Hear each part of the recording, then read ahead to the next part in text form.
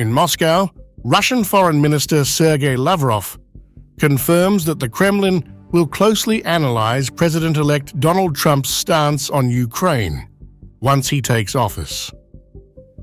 This comes as the US prepares for a new chapter in its relationship with Russia, especially concerning Kyiv's NATO ambitions. Speaking to reporters at his annual press conference, Lavrov noted that Russia is waiting for the incoming administration to finalize its position on Ukraine. He stated that until Trump is inaugurated, all remarks remain preparatory as the focus shifts to the US president's first moves once he enters the Oval Office. Once US President Donald Trump becomes president and formulates his final position on Ukrainian affairs, of course we will study it. Everything being said now is being said in preparation for the inauguration, in preparation for serious matters. As Donald Trump himself said, it's the preparation for entering office. He understands that first he needs to move into the Oval Office. While no formal meeting has been scheduled between Russian President Vladimir Putin and Trump, Lavrov emphasized that both leaders are open to talks. However, Lavrov stressed that this can only occur once Trump is fully in office and has a concrete position on Ukraine. So, we will wait for concrete initiatives. President Vladimir Putin has said many times that he is ready to meet, but so far there haven't been such offers. Then President Trump said that Putin wanted to meet, and I think they should meet. But first, he has to enter the office. Lavrov welcomed comments from Trump's incoming National Security Advisor, Mike Waltz, on the situation in Ukraine. Waltz and Trump, according to Lavrov, have already acknowledged the role of NATO in escalating the conflict by supporting Kyiv's alignment with the alliance. The very fact that people have started to mention the realities on the ground more often is probably worthy of welcome. Mr. Waltz, Donald Trump's pick for National Security Advisor, Florida Rep. Mike Waltz, who, as I understand, will be the National Security Advisor, and President Trump himself in his big interview have already mentioned the reasons for the conflict in the part that concerns dragging the Kyiv regimes into NATO. For Russia, Lavrov made it clear that securing its western borders and addressing NATO's encroachment is paramount. He suggested that any resolution to the Ukraine conflict will depend on broader security guarantees, hinting that Russia is ready to discuss security arrangements for Ukraine's self-determined regions.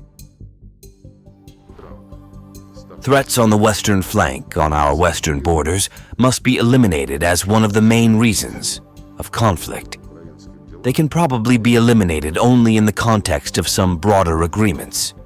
We are ready to discuss security guarantees for the country, which is now called Ukraine, or a part of this country, which has not yet self-determined, unlike Crimea, Donbass, and Novorossiya. NATO chief Mark Rutte delivers a stark reality check to Europe, emphasizing its heavy dependence on the US for defense funding as America contributes over 60% of NATO's budget. Rutte warned that Europe's defense situation is critical, especially with former President Trump's stance on prioritizing America's interests over European protection. The US is spending over 60% of all the money is being spent within NATO territory, over 60%. That means the other 31 are doing less than 40%, including Canada. And so it is an illusion that you can build a European NATO over the next 10 or 15 years. And why would you? I mean, the transatlantic relationship, I think, after the First World War, but particularly after the Second World War, has served us very well. So why would we disconnect from the US? I would be against it. But again, if you want this for ideological reasons, then you have to quadruple or even more your defense spending. Speaking in Brussels, Rutte emphasized that if European countries don't increase defense spending, they may be safe now, but their security will be compromised in just a few years.